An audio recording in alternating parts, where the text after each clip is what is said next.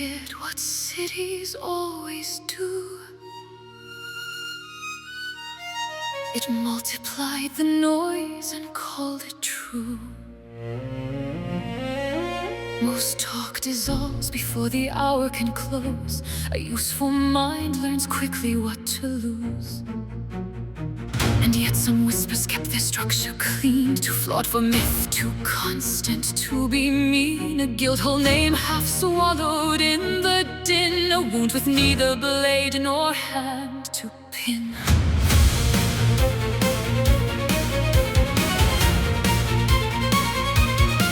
They spoke of someone difficult to place, a presence people felt before a face. A young thing shaped incorrectly for the room, who made unease arrive before he moved. A man had bled beneath no visible strike. Some children smiled at wings they seemed to like. A girl with dark red eyes was seen nearby. The details disagreed too well to lie. I did not call it proof, I knew too much. I knew the kind of error born as such.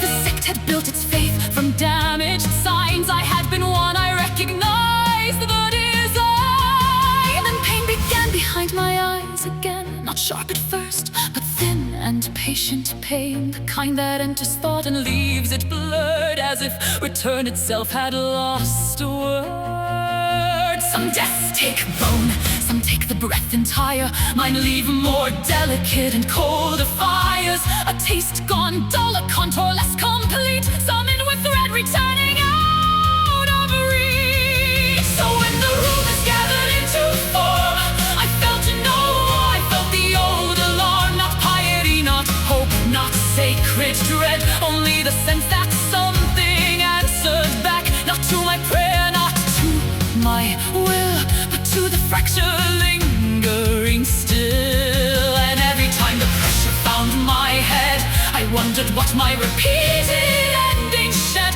How much of me had passed through death's demand and failed each time to fully come back again. He saw it before I chose to make it plain. Roxas does not mistake the shape of pain. He asked me what had changed, I almost lied, then told him what return no longer hides. That each resuming leaves some small retreat, a room gone dim, a sense that does not meet. A thinning edge, a silence where there was some living answer I no longer trust. He grew more still than anger ever does. I have learned to fear the calm he saves for this. Then very softly with that colder art, he spoke of what all institutions are. Not merely cruel, that would be almost kind. Cruelty still admits a human mind. No worse, a structure's taught to sanctify the measured death by which a self is tried. He said the duke had poisoned without heat. The sect had done the same with holier speech. Different altar, same arithmetic. A body made into a useful risk. I should have answered with some drier wit. Instead the streets below our windows shifted. Music had gathered where the lantern swayed. I watched the couples turning through the lane. He noticed Rose and offered me his hand. With that grave ease of his I understand. I said, I do not know how to dance. He seemed amused, then learned in my arms.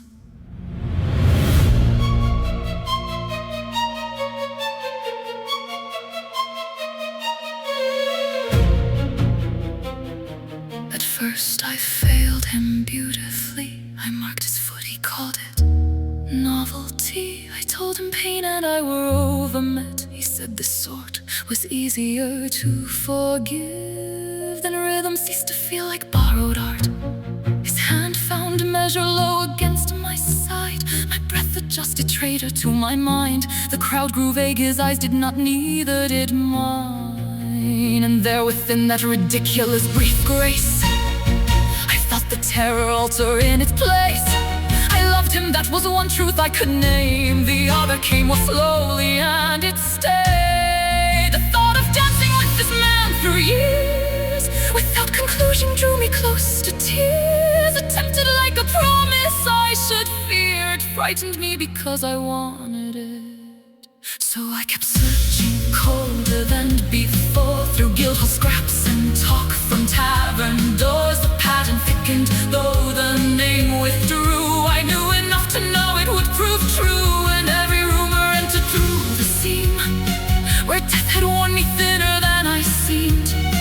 Whatever lived beneath those scattered signs, it touched the same torn architecture as mine. But now I know that danger moved with it, not what I sought, but what I might admit, because he had made duration something near a livable design instead of fear. The rumor did not leave me, it remained, half shape, half wound, a logic without name. I should have thought of threshold signs and scars, of all that returns wrong and what we are. Instead, I looked at him, at how he could undo the weight of rooms without pretending they were harmless too. At how, beside him, ours did not feel like something stolen, borrowed, or unreal. Hesitated, as if the words themselves might alter something once they had been said. Then I spoke, softly. I think I love time here with you. He only smiled, and for one suspended moment, that was sufficient.